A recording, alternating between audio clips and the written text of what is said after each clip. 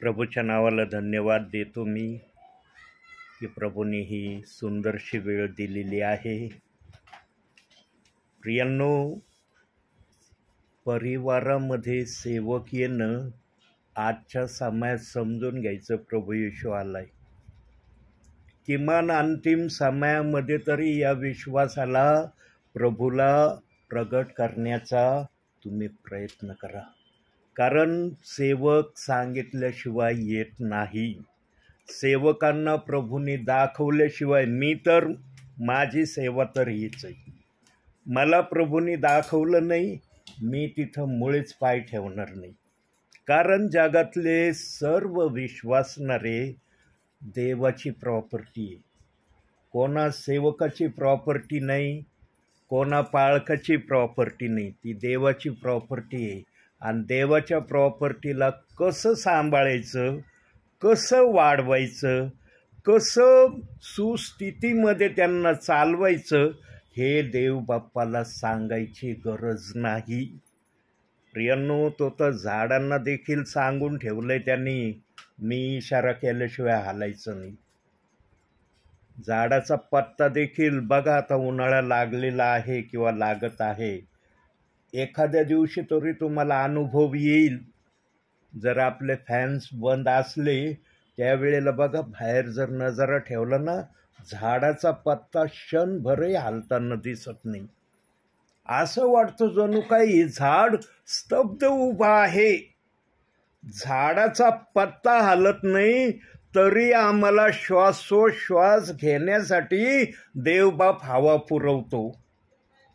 प्रियांनो, अनुभव घेऊन बघा जीवनामध्ये. ख्रिस्ती जीवन अनुभव घेण्याचं जीवन आहे. ते केवळ बोलण्याचं जीवन नाही की मी काहीतरी बोलून कसा तरी प्रभूमध्ये चालन. अनुभव नाही ना, पवित्र आत्मा बोलू नाही देणार तुम्हाला.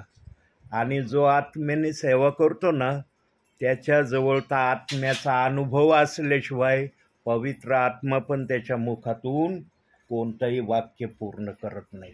प्रियांनो, मागील कित्येक वर्षापासून माझं रनिंग बायबल वाचणं थांबलेलं होतं. सैतान इतका धूर्त आहे ना प्रियांनो, तो विश्वासणाऱ्यांना फक्त आणि फक्त बायबलच्या वाचनापासून दूर करतो. सैतान विश्वासणाऱ्याच्या मागं फक्त एवढ्या एका गोष्टीने, जेवढं त्याला प्रयत्न करता येईल तेवढे प्रयत्न तो करतो. कारण त्याला माहिती आहे, येशू ख्रिस्ताने मला अरण्यामध्ये हरवलेलं आहे. अरण्यात येशूची परीक्षा ही हिडिंग आहे ना, मत्ते 4 अध्यायात. आमचा येशू विजयी झालेला आहे. आणि जे ख्रिस्तावर येशूला मानणारे आहेत ते सैतानावर विजयी होणारे प्रियजन आहेत. पण आजच्या समयामध्ये आमचा येशू आम्हाला सैतानावर विजयी होऊन पाहण्याची अपेक्षा करतो. पण सैतानाला येशूच्या मनातला विचार कळतो. अरे, येशूच्या मनात त्याच्या विश्वासणाऱ्यांसाठी एकच इच्छा आहे की मी जसं हरवलं सैतानाला, तसं माझ्या विश्वासणाऱ्यांनी पण सैतानाला हरवावं. म्हणून सैतानाने मोहाचे जाळे सर्वत्र टाकलेले आहेत. जो त्या मोहाच्या जाळ्यामध्ये जाईल त्याला तो लवकर त्या मोहाच्या जाळ्यातून बाहेर निघू देत नाही. अनुभव घेऊन बघा ख्रिस्ती जीवनात. आणि मी अनुभवातूनच सर्व वाक्य आपल्या समोर ठेवतोय. जवळपास 15 वर्ष कमीत कमी असेल. मागच्या संदेशात मी 10-12 बोललो होतो, पण आज मला देवबाप आठवू देतोय की 15 वर्ष जवळपास मी माझं रनिंग बायबल वाचण्यापासून वंचित होतो. आता माझी पार्श्वभूमी सांगतो तुम्हाला, फक्त माझी सांगतो, इतरांची नाही. सेवक जर फुल टाईम सेवा करणारा आहे त्याला दुसरं काही आहे का काम? सेवा व्यतिरिक्त इतर कामं असतील तो भाग वेगळा आहे. काम नसतं सेवकाला असं मी पण म्हणत नाही, पण देवाच्या कामापेक्षा मोठं काम सेवकासाठी कोणतं नाही आहे. एवढ्या तरी निर्धाराने फुल टाईम सेवा करणारा सेवक आपल्या भावी जीवनामध्ये चालण्याचा प्रयत्न करतो. पण एखादा सेवक फुल टाईम सेवा करणारा असूनही त्याला जर रनिंग बायबल वाचण्यामध्ये अडथळा येतो तर विचार करा, सेवकाला जर अडथळा येतो, तुम्ही तर विश्वासणारे आहात, तुमचा विचार करा. तुम्ही आत्म्याच्या प्रेरणेने जर बसलेले असताना इथं आत्मा जरूर हृदयाशी काही ना काही बोलत.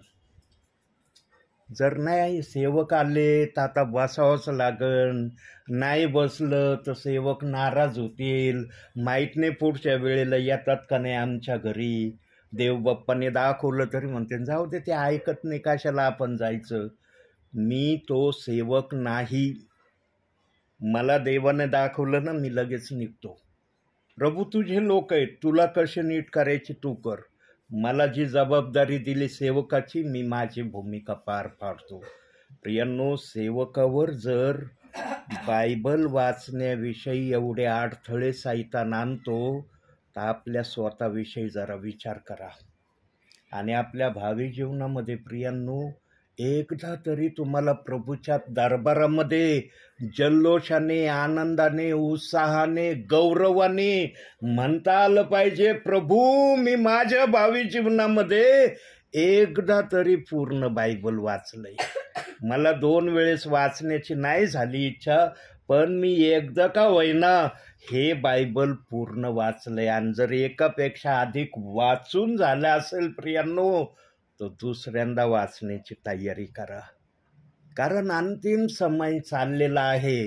प्रभू येईल ना, त्यावेळेला जरी रनिंग बायबल पूर्ण वाचन नाही ना झालं तुमचं, देव बाप्पाच्या आत्म्याला एवढं तर कळन, माझा विश्वासणारा दुसऱ्यांदा बायबल वाचण्याच्या तयारीत होता, परंतु माझ्या आगमनामुळं माझ्या विश्वासणाऱ्याला बायबल दुसऱ्यांदा पूर्ण वाचता आलेलं नाही.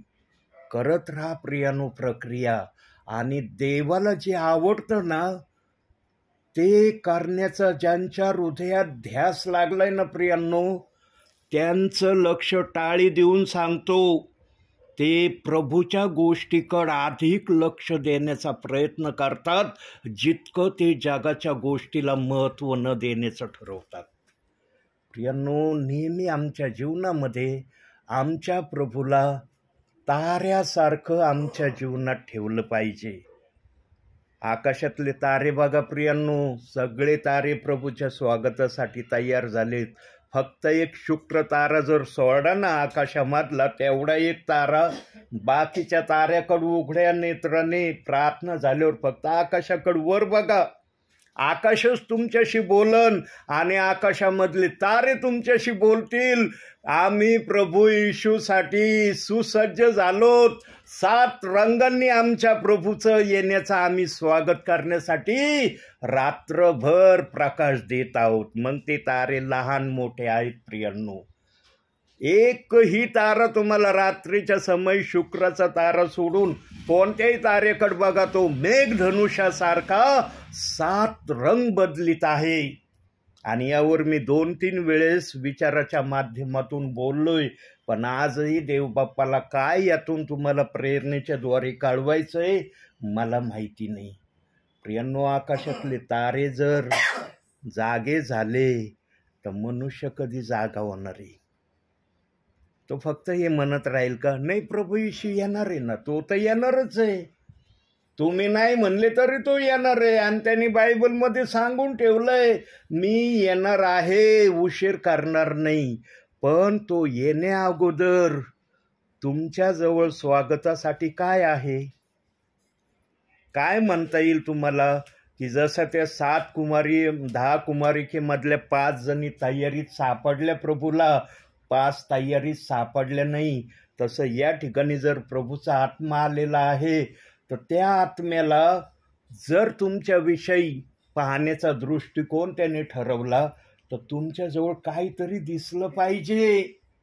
अद्भुत दिसलं पाहिजे, जे कोणालाही माहिती नाही झालं चालेल, मला पण माहिती नाही झालं चालेल, पण प्रभू रात्रंदिवस ते पाहत राहील, अरे यांनी तयारी केली.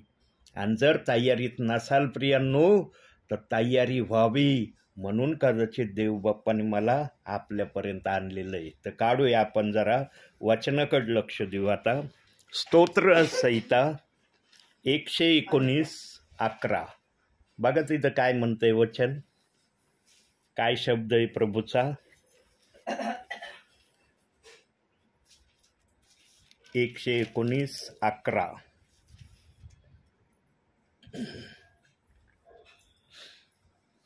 मी तुझ्या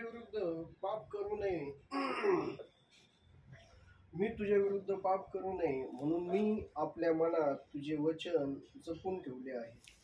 किती जणांना गौरवाने, हर्षाने, उत्साहानं म्हणता येत आहे पवित्र आत्म्याच्या समक्षतेमध्ये की मी माझ्या देवाचं वचन माझ्या हृदयामध्ये 100पैकी 100 जरी नाही, मला 30% का होईना माझ्या हृदयात मी वचन जपून ठेवलंय.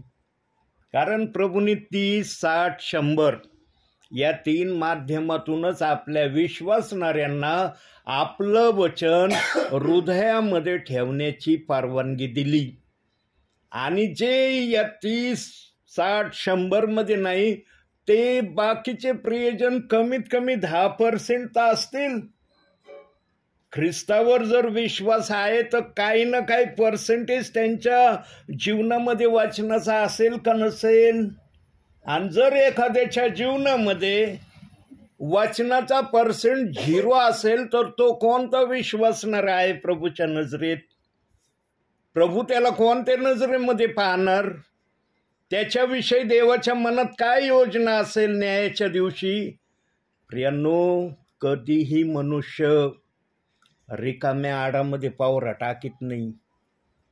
त्यांना ठेवा ही बात कधी विसरू नका. कोणताही व्यक्ती असू द्या, भिकारी असू द्या, श्रीमंत असू द्या, मिडल क्लासचा असू द्या, कोणताही असो व्यक्ती रिकाम्या आडामध्ये कधीच पावरा टाकत नाही आणि तो कधी टाकण्याची इच्छा पण ठेवत नाही.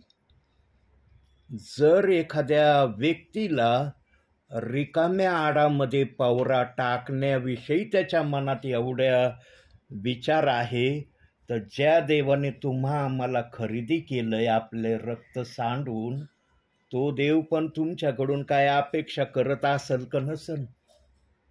नुसता ठेवलाय विश्वासन, चल माझ्या माग तुझं स्वर्गात जाणं होईल.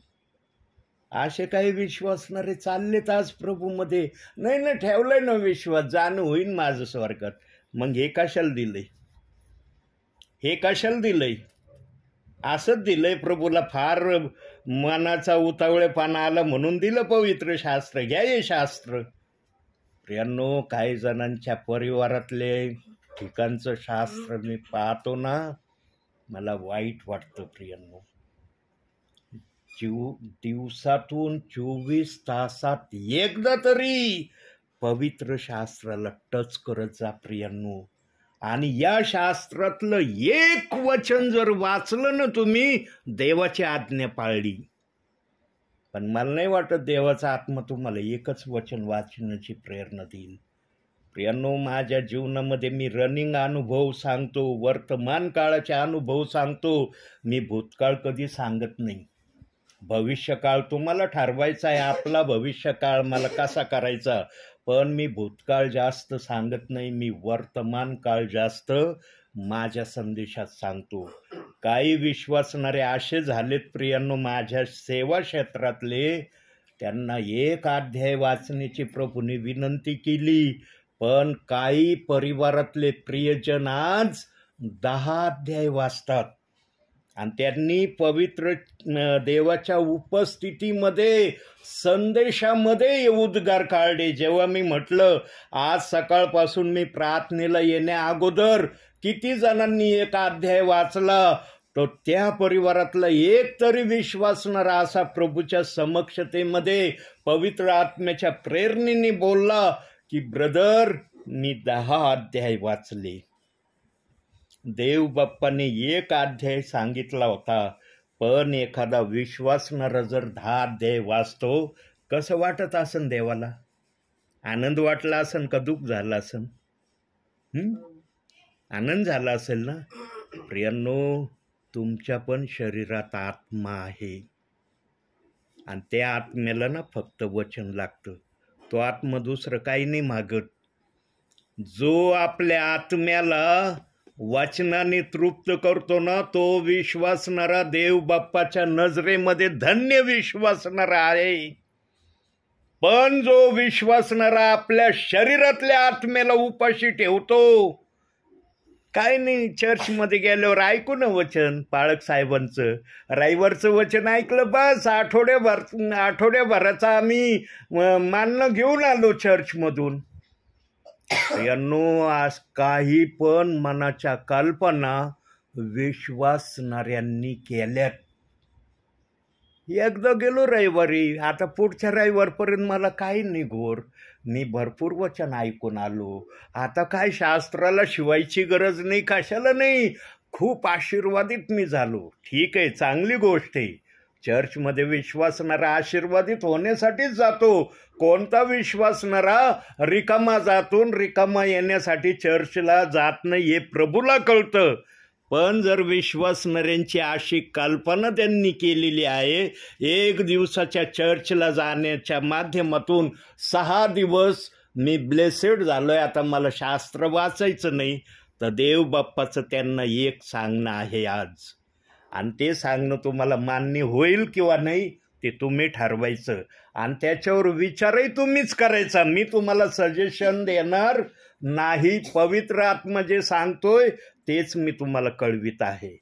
जर एखादा विश्वासणारा म्हणतो ना, मी चर्चमध्ये गेलो, फार आशीर्वादित होऊन आलो, मला आता आठवडाभर काय वचन वाचण्याची आवश्यकता नाही, त्या विश्वासणाऱ्याने असा एक निर्णय घ्यावा माझ्या माहितीप्रमाणे, आणि देवाची इच्छा आहे की त्याने हा निर्णय घ्यावाच आपल्या जीवनामध्ये.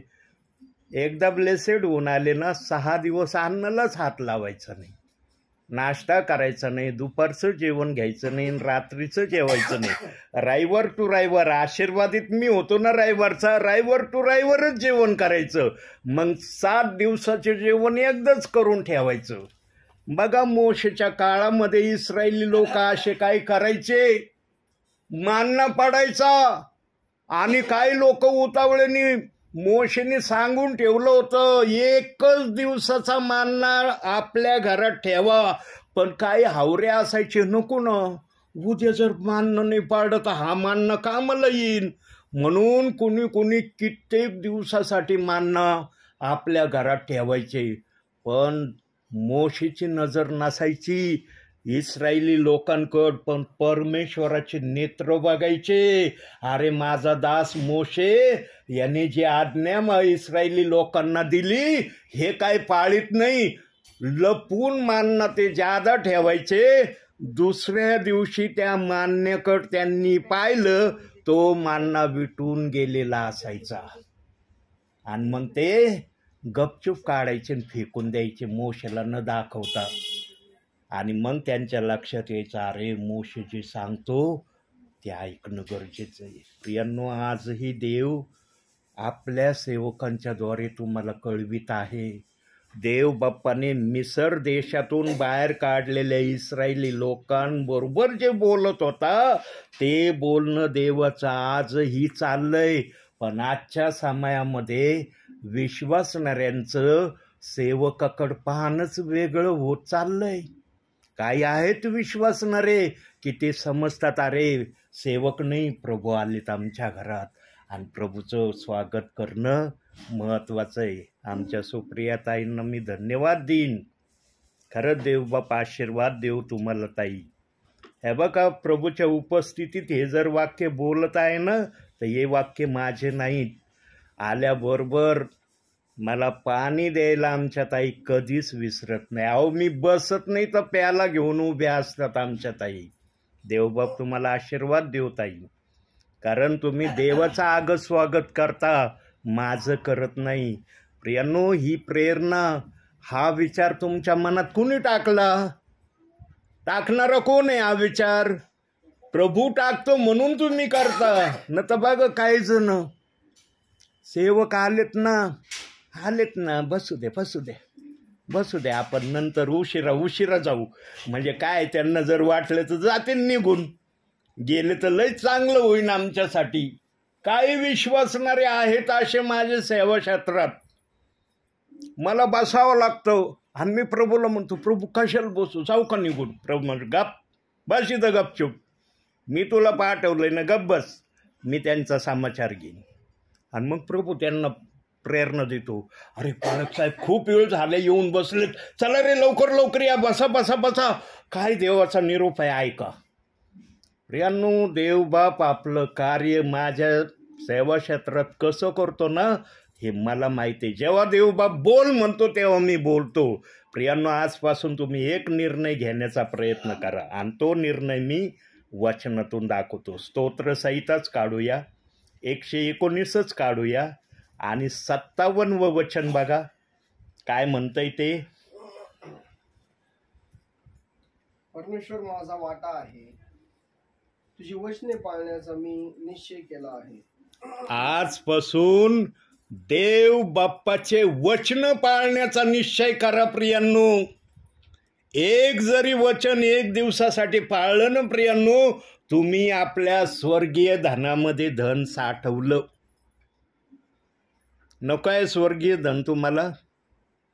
कोणता विश्वासणार म्हणन का मला स्वर्गीय धन नको आहे, मी स्वर्गीय धन साठवायच्या इच्छेमध्ये नाही.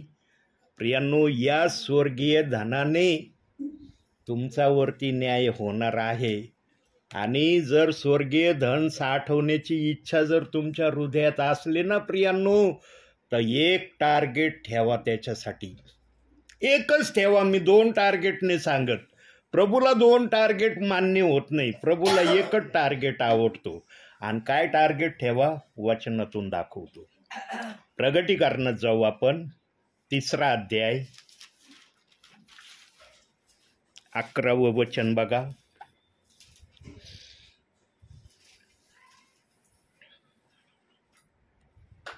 मी लवकर येतो, तुझा मुकुट कोणी घेऊ नये म्हणून जे तुझ्याजवळ आहे ते दृढ धरून राहा. तुझा मुकुट कुणी घेऊ नये किंवा तुझा मुकुट तुझ्यापासून दूर जाऊ नये म्हणून जे तुमच्या जवळ आहे ते दृढ धरून राहा. काय दृढ धरून ठेवण्यासाठी तुम्ही प्रयत्न करता? आमेन. टाळ्या वाजवा ब्रदरांसाठी, सर्वांनी वाजवा. फार आवाज कमी टाळ्यांचा. प्रियांनो, वचनापेक्षा मोठी गोष्ट कोणतीच नाही. आणि सैतान याच ठिकाणी हार मानतो. सैतान याच्या पुढं जाण्याची इच्छाच करत नाही, कारण त्याला माहित आहे येशू ख्रिस्ताने मला अरण्यामध्ये वचनाने हरवलेलं आहे. म्हणून आम्हाला पण सैतानाला भावी जीवनामध्ये वचनाने हरवायचंय. वचनाने हरवण्यासाठी फार महत्वाच्या 3 गोष्टी कराव्या लागतील. काय करावं लागतील? फार महत्वाच्या प्रथम त्या 3 गोष्टी आपल्या जीवनात ठेवाव्या लागतील. तेव्हा तुम्ही सैतानाला निश्चित हरवताना आपल्या जीवनात. एकदा तरी हरवताल. वारंवार जरी तुम्हाला हरवण्याची नाही ना ही शक्ती मिळाली, एकदा जरी हारला ना सैतान हारलेल्या ठिकाणी परत जात नाही. अरण्यात सैतानाने येशूची परीक्षा घेतली. परीक्षा परत घ्यायला आला का येशू ख्रिस्ताकडे सैतान?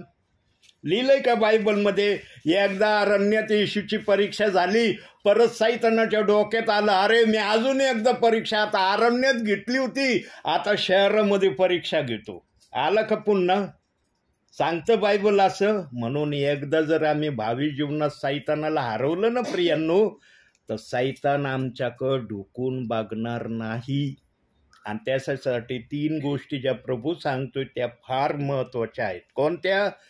पहिलं, तुमचं प्रभू समोर नम्र राहणं असलं पाहिजे. सर्वात महत्वाचा पॉइंट, तुम्ही प्रभू समोर नम्र असलं पाहिजे. दुसरी गोष्ट, तुम्ही वचनाप्रमाणे आचरण करणारे प्रभूला दिसले पाहिजे. आणि तिसरी गोष्ट अति महत्वाची, या दोनापेक्षा, जे काही पवित्र शास्त्र तुम्हाला शिकवण्याचा प्रयत्न करतं त्याप्रमाणे वागण्याचा, देवाला करून दाखवण्याचा तुम्ही प्रयत्न केला पाहिजे. प्रियांनो, या 3 गोष्टी करून बघा. बघा सैतान हारतो का नाही तुमच्या जीवनातून. नाही हारला ना, मला सांगावा विश्वासणाऱ्याने, ब्रदर तुम्ही पवित्र आत्म्याच्या प्रेरणेने ज्या 3 गोष्टी सांगितल्या ना, त्या 3ही गोष्टी मी पाळल्या, पण माझ्या जीवनातून नाही झालं असं जे तुम्ही बोलले होते. मी त्या विश्वासणाऱ्यांसाठी देवाला विचारीन आणि त्या विश्वासणाऱ्याच्या समक्षतेत विचारीन, देव बाप्पा, हा विश्वासणारा जे मला सांगतोय, मी तर प्रत्यक्षात नाही पाहिलं, पण तुझ्या डोळ्यांनी त्यांना पाहिलंय की हे विश्वासणारे जे बोलत आहेत तसं त्यांनी केलंय का नाही. आणि जर यांनी तसं केलेलं आहे, जर ते मला सांगत आहेत, तर तू जे पवित्र आत्मेतून माझ्या मुखातून बोलला त्याप्रमाणे का नाही यांच्या जीवनात केलं एकदा तरी. प्रियांनो, आमच्या प्रभूला गरज पडली ना, ताबडतोब तो उत्तर देतो. पण त्याला गरज पडली तर उत्तर देतो. आम्हाला तर प्रत्येक समयाला गरजच आहे की प्रभूने बोलावंच माझ्याबरोबर. विशेष करून आम्हाला संकटामध्ये देवबाप्पांनी ताबडतोब बोलावं याची फार आम्ही कळकळीची आशा करतो. आणि काही ठिकाणी देवबाप तशी आशा पूर्णही करतो.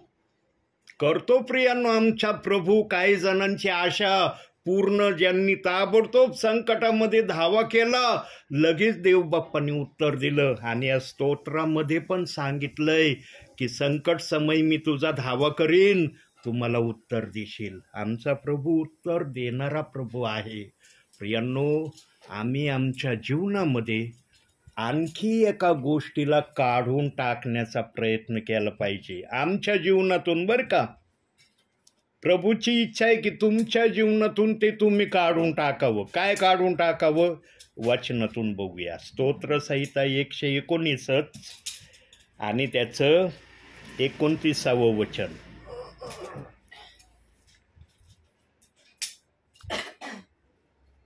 असत्याचा मार्ग माझ्यापासून दूर कर, करुणा करून तुझे नियमशास्त्र मला दे. असत्य बोलण्याचं आपल्या जिभेने टाळण्याचा प्रयत्न करा. काही विश्वासणारे तोंडावर फार बोलतात बरं का, मला खोटं अजिबात चलत नाही, मला खोट्याचं ना फार राग आहे. जो असा बोलतो ना, समजून घ्यायचा तो जास्त खोटं बोलणार आहे. कारण ज्याच्या मनात असे विचार येतात ना, तो करतो म्हणून बोलतो. त्याच्या डोक्यात असे विचार नाही ना, तो कधी बोलणार नाही. प्रियांनो, वचन आम्हाला ना नीट बनवण्याचा प्रयत्न करतो, पण आम्ही असे आहोत, काही ठिकाणी आम्ही नीटच व्हायला मागत नाही. काही ठिकाणी होतो तर आम्ही नीट, कारण आम्हाला कळतं इथं नीट नाही झालं तर मग आमचं काय खरं नाही राहणार. काही ठिकाणी आम्ही नीट होतो, पण काही ठिकाणी ना आम्ही नीट होण्याचा प्रयत्नच करत नाही. प्रियांनो, आमच्या येशू ख्रिस्ताने आपल्या भावी जीवनामध्ये एकदा पण खोटं नाही बोलला. आमचा येशू ख्रिस्त कुठंच बायबलमध्ये लिहिलेलं नाही की येशू ख्रिस्ताने आपल्या बचावासाठी विश्वासणाऱ्यांना किंवा ज्या प्रांतात तो जायचा सेवा करायला त्यांच्याशी तो खोटं बोलला. काय आमच्या जे येशू ख्रिस्ताचं जीवन आहे प्रियांनो, 350 वर्ष आमचा येशू या जगात राहिला, पण 33.5 वर्षाच्या आयुष्यामध्ये, सेवेमध्ये आमचा येशू एकदा खोटं नाही बोलला. एकदा सुईच्या टोकासारखं देखील पाप आमच्या येशूकडून झालं नाही. सैतानाने उघडलंच नाही तोंड. अरे येशू, तू सुईच्या टोका एवढं तरी पाप केलंस, तुला नाही म्हणता येणार तू पवित्र आहे, कारण सुईच्या टोका एवढं तुझ्याकडून गुन्हा झालाय.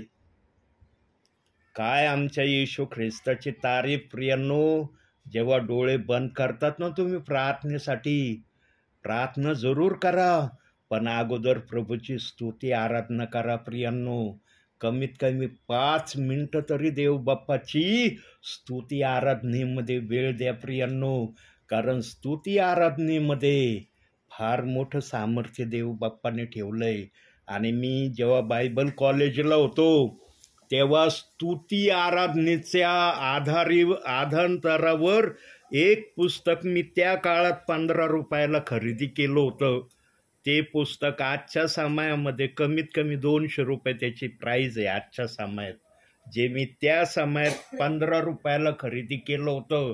आणि त्याच्यात मी एक वाक्य, स्तुतीचं वाक्य वाचलं होतं. त्या वाक्याने मी इतका आशीर्वादित झालो होतो प्रियांनो. आणि त्याचा अनुभव मला बायबल कॉलेजमध्ये देव बाप्पाने दाखवला. पण स्तुती सर्व परिस्थिती बदलून टाकते, एवढंच एक वाक्य मी वाचलं होतं. स्तुती सर्व परिस्थिती बदलून टाकते. मग ती शारीरिक पण बदलते, आत्मिक पण बदलते.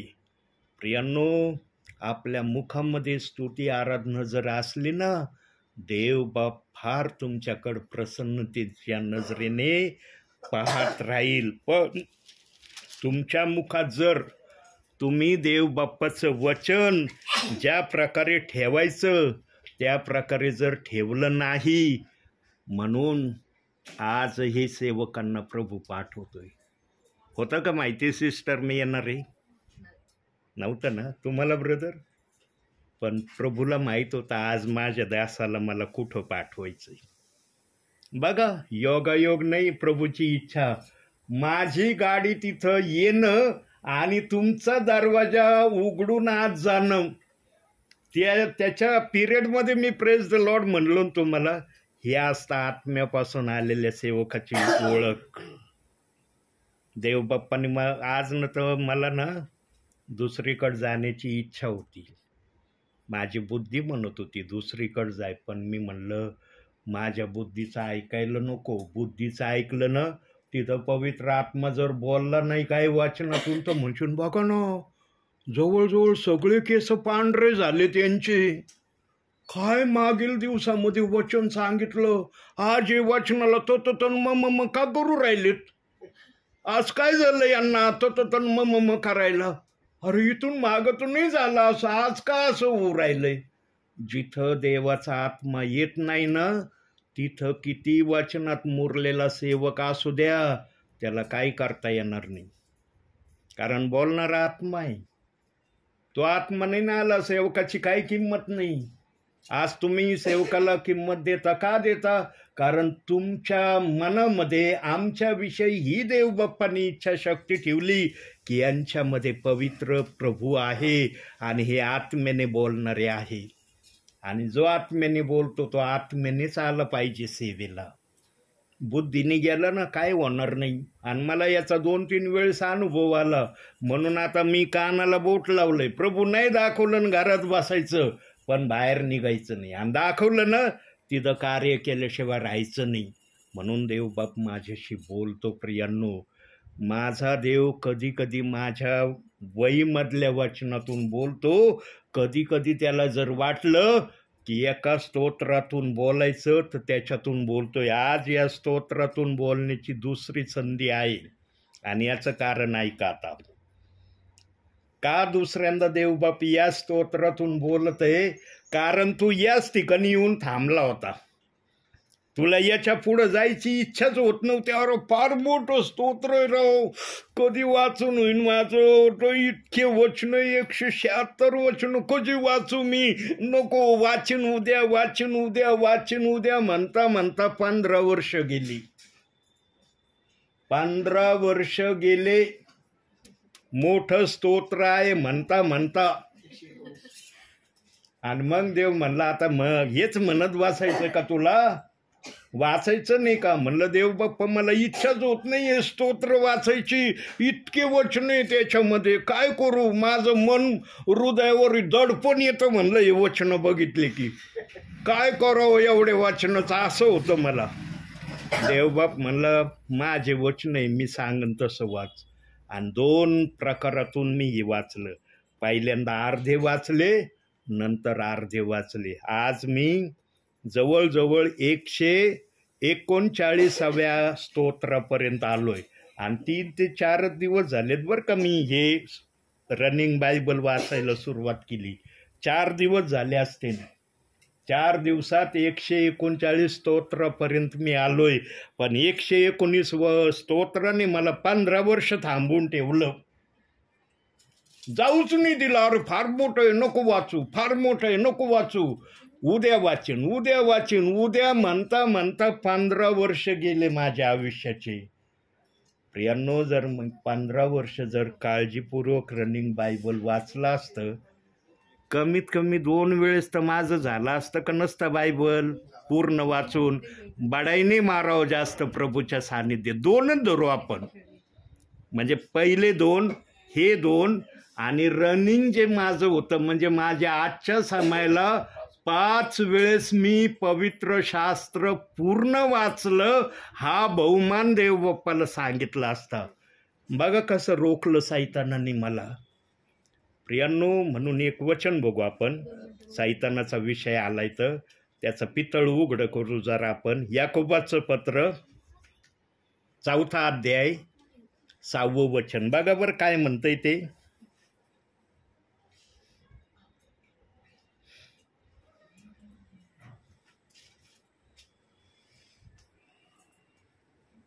तो अधिक कृपा करतो म्हणून शास्त्र म्हणते. नाही, 4था अध्याय 6वं वचन, याकोबाचं पत्र. हो, 4था अध्याय 6वं वचन. 6वं आहे का 7वं बघा. म्हणून देवाच्या अधीन व्हा आणि सैतानाला अडवा, म्हणजे तो तुम्हापासून पळून जाईल. बघा देव बाप्पांनी सैतानाला आमच्यापासून पळून सांगण्याचा किती सोपा उपाय सांगितलाय. सैतानाचा कोणताही मोह आला ना, प्रथम प्रभूला विचारायचं, प्रभू हे तुझ्यापासून आहे का सैतानापासून. देवाचा आत्मा सांगतो बरं का. सैतानापासून असलं ना लगे हृदय कठीण होतं, जड होतं. पण प्रभूपासून असलं ना आनंदी हृदय होतं. हे आहे प्रभूचं बोलणं ओळखण्याची प्रक्रिया. ज्या गोष्टींनी हृदयावर दडपण येईन, जड पडन हृदय, समजून घ्यायचं हे सैतानाचंही. पण ज्या गोष्टींनी हृदयात आनंद येईन, उत्साह येईन, जल्लोष येईन, समजून घ्यायचं ते प्रभूचं आहे. इतकं सोपं आहे प्रभूचं बोलणं. आणि सैतानाचं दुष्ट सैतानाच्या आमच्यावर हल्ले. पण हे कोणाला कळन? जो वचनाप्रमाणे करण्याची प्रक्रिया करतो ना त्यालाच हे कळन. म्हणून प्रियांनो, आपल्या हृदयामध्ये ध्यास राहू द्या, भीती राहू द्या, भय राहू द्या. पण ते भय कोणाचं ठेवायचं? आमच्या प्रभूचं ठेवायचं. प्रभू, तुझ्या भयाला मी माझ्या जीवनामध्ये सर्वात मोठी जागा देतो. आता ध्यास आणि भय आलंय ना, याचं एक वचन बघू. स्तोत्र संहिता 119 40वं वचन बघा.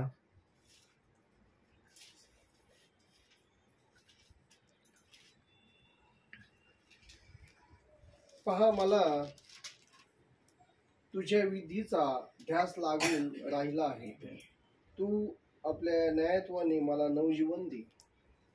आपल्या न्यायत्वाने मला काय दे? नवजीवन दे. म्हणजे मला पवित्र बनव आणि पवित्र आत्म्याने भर. हा त्या वाक्याचा शब्दशः पवित्र आत्मा अर्थ सांगतोय. प्रथम पवित्र कर आणि नंतर माझ्यात पवित्र आत्मा ठेव. म्हणजे तो आत्मा मला सांगन काय करायचं आणि काय नाही करायचं. प्रियांनो, ज्यांच्यामध्ये पवित्र आत्मा बोलत नाही ना, ज्या विश्वासणाऱ्याच्या हृदयातून, तो विश्वासणारा मनाने प्रभूला आवडणाऱ्या गोष्टी कमी, पण ज्या वाईट गोष्टी आहेत त्याकडं त्या विश्वासणाऱ्याचं जास्त लक्ष केंद्रित असतं. म्हणून अंतिम समयामध्ये प्रियांनो, योएल संदेष्ट्याने जर देवबाप्पाला विनंती केली होती आणि योएल संदेष्ट्याची विनंती जर देवबाप्पाने मान्य केलेली होती, त्या विनंतीप्रमाणे तुमच्यावर पवित्र आत्मा आहे का नाही याची खात्रीन तपासणी करा. आणि जर कुठं तुमच्या मनाला प्रभूने जर सांगितलं बाळा पवित्र आत्मा तुझ्या जवळ आहे, पण तो पवित्र आत्मा तू घ्यायला तयार नाही, मी द्यायला तयार आहे पण तू घ्यायला तयार नाही. जेव्हा पवित्र आत्मा येतो ना एखाद्याच्या हृदयामध्ये, त्या विश्वासणाऱ्याला जास्तीत जास्त प्रभूच्या गोष्टी करण्याची इच्छा होते, आनंद येतो त्याच्या हृदयात, आणि देवाच्या सांगण्याप्रमाणे वागण्याची त्याची तयारी तो दाखवतो. बोलतो कमी पण करतो जास्त. प्रियांनो, ही आहे पवित्र आत्मेची ओळख. आज मी सेवा करतोय, मी कोणाला सांगत नाही, कोणत्याही विश्वासणाऱ्याला कोणत्याही पाळकांना मी सांगत नाही मी काय करतो. मला आणि प्रभूला माहिती आहे मी काय करतोय आणि प्रभू मला पाहतोय. प्रियांनो, जो प्रभूमध्ये वाढतो ना त्याची वाहवा एक ना एक दिवशी स्वतः प्रभू करतो. आणि याचा पुरावा काय आहे? काय पुरावा आहे सांगता येईल तुम्हाला? मी 5 वेळेस हा पुरावा सांगितलाय. किती आनंद, चांगुलपणा. नाही हे तर आज्ञा झाल्या, पण फळ आहेत ना. हे बघा, एखादा व्यक्ती चांगला वागलाय किंवा वागत आहे याची स्तुती प्रशंसा आपल्या तोंडानं नको करू, दुसऱ्याने केली पाहिजे, वचनच सांगितलंय.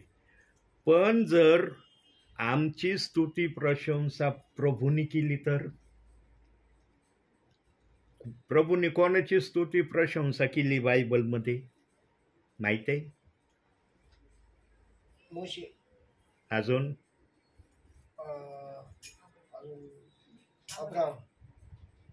अब्राहम. अजून ज्या व्यक्तीचं नाव पवित्र आत्मा मला सुचवतोय ती व्यक्ती दावीद.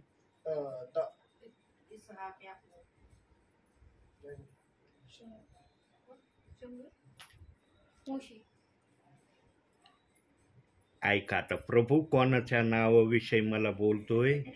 योबाचं नाव ऐकलं का नाही? ऐकलं का नाही? काढा योबाचंच पुस्तक काढा, योबाविषयी दाखवतो एक वाक्य. 30वा अध्याय काढा, 30वा अध्याय 17-18 वचन वाचा. रात्रीच्या समयी माझी हाडे पिंजून गळतात, मला कुरतडणाऱ्या वेदना थांबत नाही. व्याधींच्या मोठ्या वेगामुळे माझा झगा विस्कळीत झाला आहे. सदऱ्याच्या गळ्याप्रमाणे तो अंगाला जखडून बसती. बस, आपल्या अंगाला जर, आपल्या मांसाला जर किडे लागले तर काय होतं? वचन ते सांगतंय, योबाच्या सगळ्या शरीरामध्ये किडे झाले होते. नुसते किडेच झाले नव्हते तर ते कुरतडीत होते. त्याचं अंग रात्रंदिवस कुरतडीत होते. त्याचं अंग असं नाही की फक्त हाताला कुरतडत होते, फक्त हे डोकं आहे ना, डोक्याचा हा भाग सोडून, हे कडक आहे याला सोडून बाकी हर ठिकाणी योबाच्या शरीरामध्ये किडे झाले होते. आता योबाबद्दल आम्ही दुःखाचं फार ऐकतो आहे ना, देवाचा आत्मा योबाच्या दुःखाविषयी फार बोलतो. पण आता जरा योबाकड प्रत्यक्षात देवबाप तुम्हाला नेत आहे. योबाने सैतानाला असं का नाही म्हणला, का रे बाबा तू माझ्या मागं लागला, तुझं माझं काय, तुला मी मानित नाही, तुला मी जाणीत नाही, तुला जाणून घेण्याची मला इच्छा पण नाही, तू माझ्या मागं का लागला? आज आमच्यावर जर संकट आम्ही काय म्हणतो, सैतानाने संकट पाठवले माझ्यावर. तिथं सांगावं लागतं का आपल्याला की संकट कुठून आले? मग आम्ही कुणाचा धावा करतो? प्रभूचा धावा करतो आहे ना.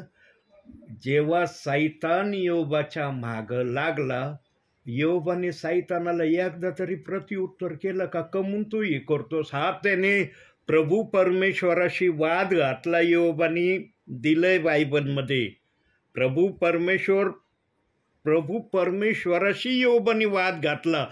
हे असं का, ते तसं का, हे असं का बनवलं, ते तसं का बनवलं, या गोष्टीविषयी विचारलं योबाने. पण योबाने सैतानाशी कुठलाही वाद घातला नाही. का नाही घातला बरं? काय योबाला भीती वाटत होती सैतानाची? जो परमेश्वर योबाविषयी म्हणत होता योबासारखा धार्मिक आणि सरळ कुणी नाही, त्या योबाने सैतानाला आपल्या जीवनामध्ये एकही शब्दाने का नाही दुखवलं? अहो 3 त्याचे मित्र होते, ते देखील म्हणले तू जरूर जीवनात काहीतरी मोठं पातक केलं किंवा काहीतरी तुझ्या जीवनात घोर अन्याय तू केला म्हणून तुझी अशी अवस्था झाली. मुलं मेले, तुझी धनसंपत्ती गेली, तू राजाचा भिकारी झाला आणि राखेमध्ये खापरीने अंग खाजवायला लागला. इतकी वाईट अवस्था तुझ्या जीवनाची जर झाली ना, नक्की तू काहीतरी जीवनात असं वाईट काम केलेलं आहे म्हणून तुला तिथं बसण्याची वेळ आलेली आहे. आणि जेव्हा ते मित्रांनी योबाला असं बोलले ना, ते वाक्य प्रभू परमेश्वराला आवडलं नाही. अजिबात परमेश्वराला हे वाक्य त्या 3 मित्रांचं आवडलं नाही. आणि मग त्या 3 मित्राविषयी प्रभू परमेश्वर काय म्हणला माहितीये? जरा वचनातून बघू आपण. योबाचं पुस्तक 42वा अध्याय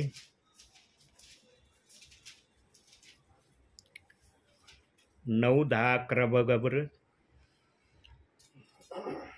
योबा आपल्या मित्रासाठी प्रार्थना केली. योबाने आपल्या मित्रासाठी प्रार्थना केली तेव्हा परमेश्वराने इस्रायलाच्या दुःखाचा परिहार केला. पूर्वी योबाची मालमत्ता होती, तिच्या दुप्पट परमेश्वराने त्याला दिली.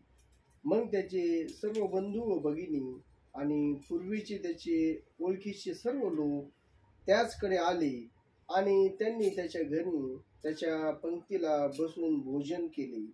आणि परमेश्वराने त्याचवर जी विपत्ती आणली होती ती विषयी दुःख प्रदर्शित करून त्यांनी त्याचे समाधान केले. प्रत्येकाने त्याला एक कसिता व सोन्याची एक अंगठी दिली. बघा 9व्या वचनात काय म्हणतोय? योबाने त्याच्या मित्रांसाठी प्रार्थना केली. 8वं वचन वाचा बरं जरा. काय 8व्या वचनात म्हणतोय प्रभू? तर आता तुम्ही 7 बैल व 7 एडके घेऊन माझा सेवक योब याकडे जा व आपल्यासाठी होमबली अर्पण करा. मग माझा सेवक योब तुम्हासाठी प्रार्थना करील, कारण मी त्याचवर अनुग्रह करीन. म्हणजे मग माझा सेवक योब जसे मजविषयी यथार्थ बोलला तसे तुम्ही बोलला नाही. या तुमच्या मूर्खपणाचे फळ तुम्हास मिळणार नाही. हे ऐकून अल्फीज, तेमनी, बिलदूद, शूही व सोफर नमाती यांनी जाऊन परमेश्वराच्या आज्ञेप्रमाणे केले आणि परमेश्वराने योबावर अनुग्रह केला. बस मग योबाने 10वं वचन आहे. योबाने आपल्या मित्रांसाठी प्रार्थना केली तेव्हा परमेश्वराने योबाच्या दुःखाचा परिहार केला. पूर्वी योबाची मालमत्ता होती, तिच्या दुप्पट परमेश्वराने त्याला दिली. 3 मित्रांनी जेव्हा खापरीने आणतो राखेमध्ये खाजवायला लागलं ना, तेव्हा हे 3 मित्र म्हणले असतील आता आम्ही नव्हतो बघायला तिथं. होतो का आम्ही बघायला? त्यामानी काय बोलत होता, बिलशत काय बोलत होता, आम्ही होतो का ऐकायला? परंतु देवाचा आत्मा ऐकत होता. आम्ही जरी ऐकत नव्हतो, पाहत नव्हतो, पण देवाचा आत्मा त्याही समयात बघत होता. आणि जेव्हा इतके कठोर वाक्य योबासाठी या 3 मित्रांनी वापरले तेव्हा स्वतः प्रभू परमेश्वराने त्यांना ताकीद दिली, आता हे तुमच्या शब्दाला मी सहजरित्या सोडून देणार नाही, तुम्हाला अर्पण घेऊन योबाकडे जावं लागन. आणि या अर्पणाला पाहून योब जेव्हा माझ्याकडं तुमच्यासाठी प्रार्थना करील, त्याच्या मुखातून जे काही बाहेर निघल त्याप्रमाणे मी करीन. पण योबाने जर तुमच्यासाठी प्रार्थना केली नाही तर तुम्हाला या वाक्याची शिक्षा भोगावी लागेल. आणि जेव्हा शिक्षा भोगावी लागेल म्हणला असेल ना प्रभू, तिघं घाबरले असते ना, अरे बापरे, योबाचीच अशी अवस्था झाली सैतानाकडून, त्यांना नव्हतं माहिती. पण म्हणशील प्रभू परमेश्वर आमची याच्यापेक्षा न वाईट अवस्था करू, म्हणून तिघं जण घाबरले आणि त्यांनी अर्पण घेऊन योबाकडे गेले. प्रियांनो, ही गोष्ट एक वाक्य आणखी तुम्हाला शिकवते किंवा एक गोष्ट आणखी सांगते. भावी जीवनामध्ये तुमची निंदा करणारे कितीही असले ना, देव बाप त्यांच्या मुखातून तुमच्याविषयी तेवढी निंदा होऊ देणार नाही जेवढी निंदा त्या लोकांनी तुमच्यासाठी ठरवलेली आहे. जेव्हा त्यांची निंदा वाढत जाईल ना, तेव्हा प्रभू त्यांचा समाचार घेईल. आणि मग प्रभू म्हणन, माझे ते विश्वासणारे तर नाही तुमच्या नादी लागलेले, ते नाही तुमच्या कोणत्या गोष्टीला विरोध करत, तुम्ही का त्यांच्यासाठी एवढाले मोठाले प्लॅन करता. प्रियांनो, ज्यांच्या मनामध्ये वाईट असतं ना, तो व्यक्तीना इतकं वाईट प्रकार करण्यापासून पण स्वतःला आवरीत नाही, बोलण्यातूनही आवरत नाही, कृतीतूनही आवरीत नाही. म्हणून प्रियांनो, आम्ही पाहतो भावी जगामध्ये खाण्याच्या माध्यमातून काही जणांना बाधा होती आहे ना, चर्चमध्ये येतात, अहो खाण्यातून बाधा झाली, देवबाप ती बाधा काढून टाकतो शरीरातून.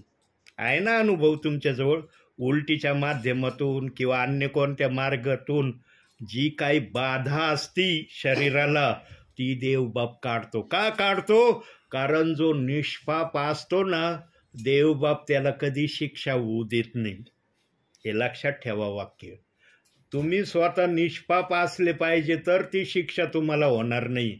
पण तुम्ही जर निष्पाप नसले ना, ती बाधा तुम्हाला त्रास दिल्याशिवाय राहणार नाही. आमचा देव उगाच म्हणत नाही, कोणती शक्ती तुझ्यावर कार्य करणार नाही. लिहिलंय ना बायबलमध्ये. एक वचन बघू, याचा साक्षीदार बघू. गणना 23:23, अनुवादाच्या अलीकड, जुना करार अनुवाद, उत्पत्ती, निर्गम, लेवी, गणना 23:23च वचन बघा काय म्हणतोय प्रभू तिथे. किती सामर्थ्याचा शब्द प्रभूंनी दिलाय.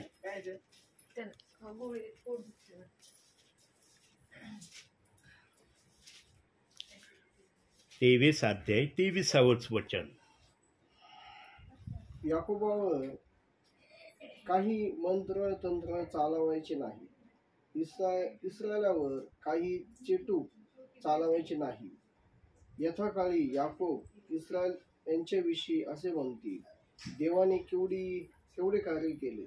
देवाने केवढे कार्य केले म्हणजे दुष्ट दुर्जनांनी तुमच्यावर कितीही मंत्रतंत्र जादू टोणे केले, काही प्रकार केले सैतानाचे, देवाचं वचन सांगतंय तुम्हाला ते काही त्रास देणारं होणार नाही. हे कोणासाठी माहितीये? जे देवाच्या भयात राहतात, वचनात राहतात आणि देवाच्या आज्ञा पाळण्याकडे लक्ष ठेवतात, त्यांच्यासाठी हे वचन आहे. हे वचन सगळेच वाचणारे आहेत. पण आता देवबापाने ज्या 3 गोष्टी सांगितल्या त्या प्रकारे किती जण वागणारे आहेत, जे त्या प्रकारे वागतात त्यांच्यासाठी हे वचन नाही. प्रियांनो, आम्ही नेहमी शास्त्राचा आदर केला पाहिजे. म्हणून आजपासून आणखी एक गोष्ट आपल्या हृदयात जपून ठेवा. आणि ही गोष्ट मी शेवटची सांगणार आहे आणि ती पण वचनाच्या पुराव्यानिशी तुम्हाला सांगणार आहे. तोंडी सांगणार नाही. शेवटचं वचन स्तोत्रसंहिता 119च शेवटचं वचन. आता 2 मिनिटं या वचनाला फोडून सांगन, लगेच आपण प्रार्थनेत जाऊ. 119:49 शेवटचं वचन. तू आपल्या दासाला दिलेले वचन आठव, कारण तू मला आशा लावली आहे. प्रियांनो, आशा आपल्या जीवनामध्ये जागी करा. आशा जर तुमची कुठं थंडावलेली असली ना, आजच्या या वचनातून आपली आशा प्रज्वलित करा. आणि जी आशा मला तू लावलेली आहे ना, त्या आशेमध्ये मी चालायला तयार आहे. अशी प्रक्रिया बोलून नाही, कृती करून दाखवा. आणि जो कृती करणारा प्रभूला दिसतो ना, त्यांच्याकडंच या दासाला प्रभू सेवेसाठी पाठवतो. मला देव जिथं दाखवित नाही ना, तिथं मी मुळीच पाय ठेवीत नाही. कारण माझे लोक नाही, माझी काही एक प्रॉपर्टी नाही आहे. सगळी प्रॉपर्टी प्रभूची आहे. आणि प्रभूची प्रॉपर्टी कशी सांभाळायची ना, प्रभूला सांगायची गरज नाही. प्रियांनो, आशा मनामध्ये असली तर मनुष्याला काही करण्याची इच्छा होते, त्याला उत्साह वाटतो. पण आशाच मनात नसली ना, मग त्याला काय करण्यामध्ये मजा वाटत नाही. आज अनेक प्रियजन बायबल वाचत नाही. का नाही वाचत माहिती आहे?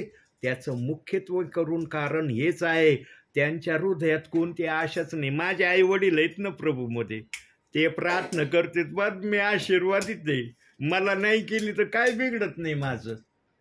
मग जे मुलं असा विचार करतात ना, माझे आई बाप प्रार्थना करतात, मी आशीर्वादित आहे, मग त्या मुलांनी जेवण नाही ना करावा.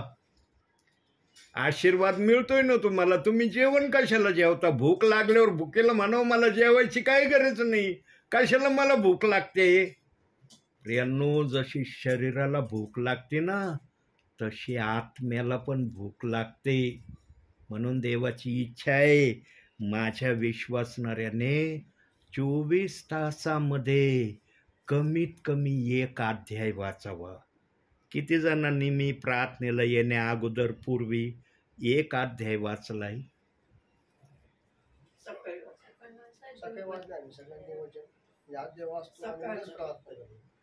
हे बघा, सकाळी सामूहिकरित्या ऐकला असेल ना तो अध्याय, वेगवेगळे. ठीक आहे. हे बघा प्रियांनो, नवीन कराराकड अंतिम समयामध्ये जास्त लक्ष द्या. कोणते सेवक काय सांगतात ते मला माहीत नाही, पण मला प्रभू काय सांगायला सांगतोय ते तुम्ही ऐकत आहात. नवीन करार जर तुम्ही वाचला ना, रोज मत्तेपासून प्रगटीकरण 1च अध्याय वाचा. रेल्वेची गाडी एकदा पटरीवर चढली ना, ती कधीच हळू नाही चलत, ध्यानात ठेवा. जवळ गाडी पटरीवर येत नाही ना, तवर तिला पटरीवर यायला पण फार त्रास होतो. पण आल्यानंतर ना, मग ती चमत्कार दाखवल्याशिवाय राहत नाही. आणि मी आत्ताच तुम्हाला बोलत असताना सांगितलंय, काही विश्वासणारे माझे सेवा क्षेत्रातले 1 अध्याय वाचणारे होते, पण ते आजच्या समयाला 10 अध्याय वाचतात. आजच्या समयाला ते कमीत कमी 10 अध्याय वाचतात. 1 अध्याय वाचणारी व्यक्ती 10 अध्यायापर्यंत गेली. कशी गेली?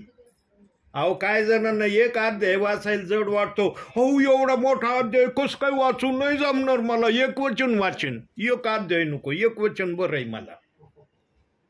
आणि काही जण तर असे ते म्हणतात 1 वचनही नको, जाऊ दे, मला सगळे वचन माहीत झाले.